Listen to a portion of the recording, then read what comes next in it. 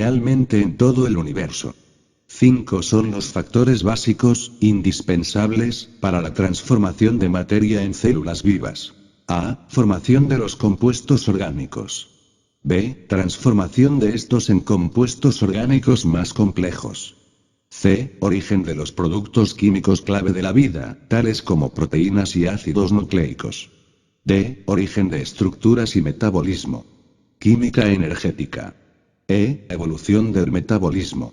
Aplíquese esta fórmula de 5 puntos a los organismos en proceso de cristalización y queda resuelto el problema del origen de la vida. Aclaro.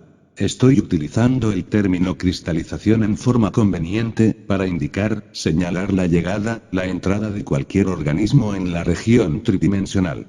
Es obvio que los organismos en vías de cristalización fueron sometidos a incesantes evoluciones pretéritas en las dimensiones superiores de la naturaleza.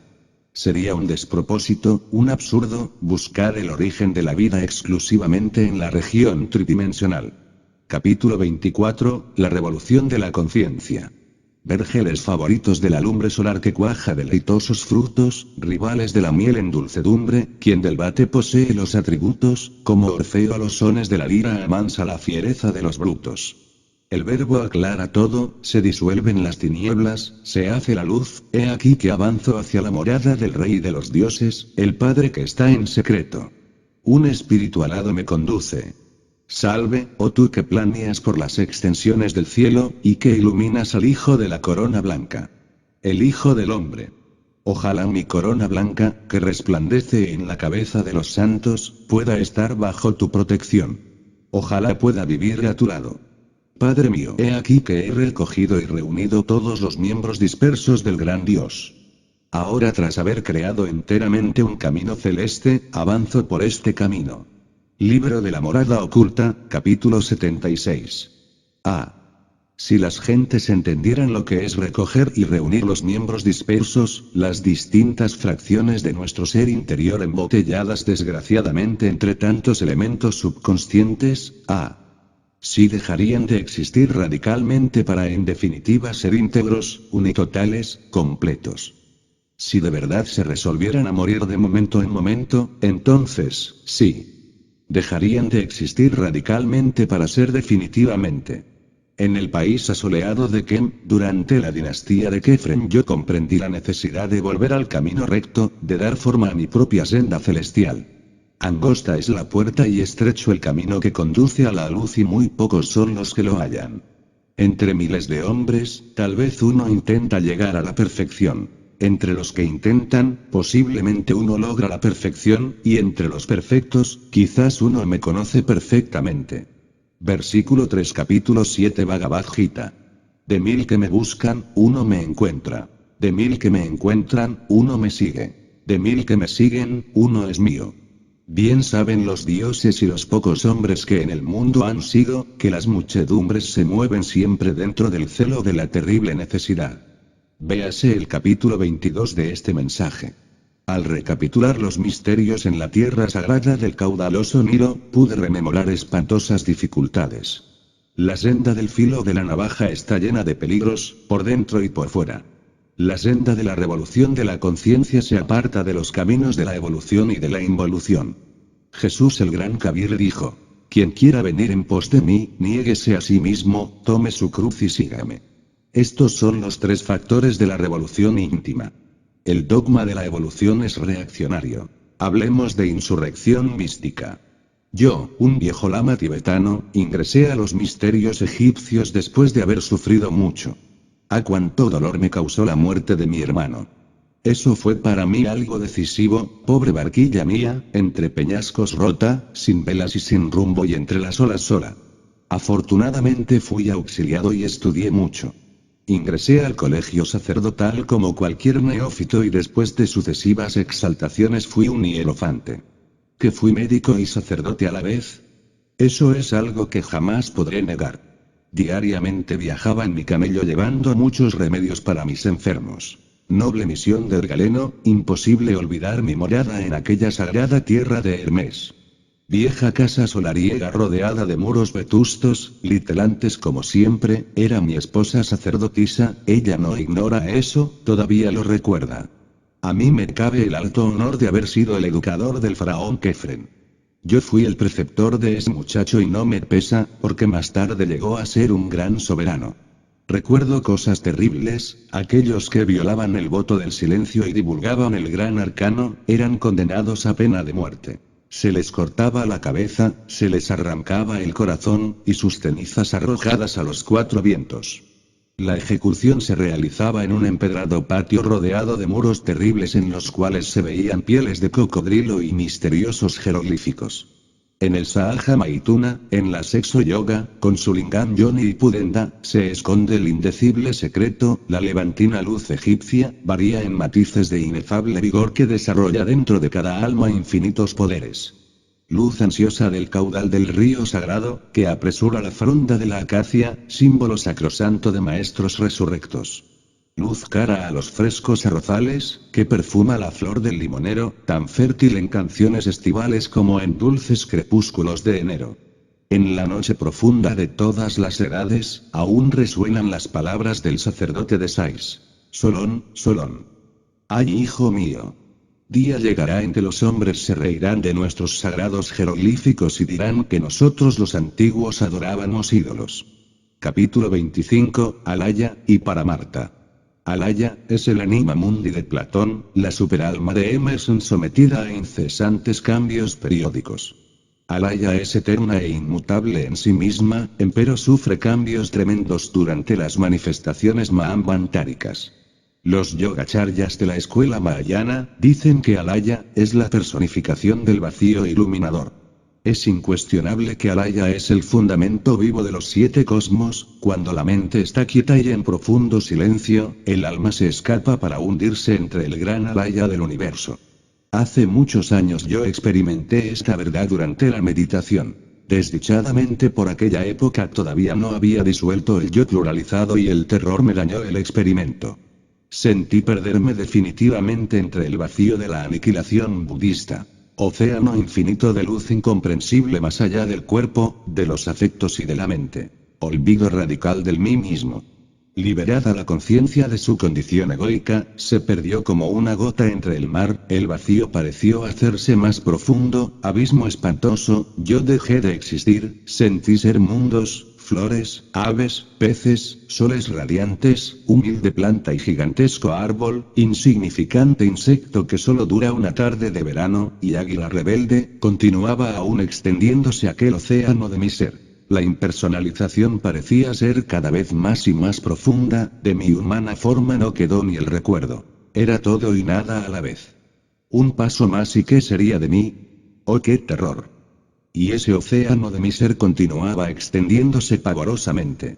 Y entonces mi querida individualidad que es ostensible que estaba también condenada a la muerte, pavor, espanto, pánico, miedo. De pronto, sentí que me recogía en mí mismo, perdí el éxtasis, volví como el genio de Aladino a la botella. Entré en el tiempo. Quedé enfrascado entre el ego. Pobre Mefistófeles, estaba el infeliz temblando cobardemente. Así es Satán. Es obvio que ese desdichado me había hecho perder el Satori budista, el Samadhi.